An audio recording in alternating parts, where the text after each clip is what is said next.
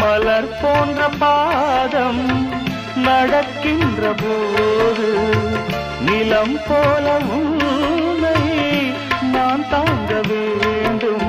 இடையினில் ஆடும் உடையன நானும் இணை பிரியாமல் துணை வர வேண்டும். உனக்காக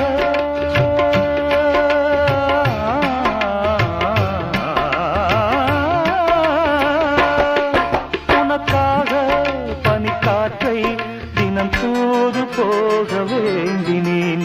வாவெண்ணிலா உன்னைத்தானே வானம் தேடுதே.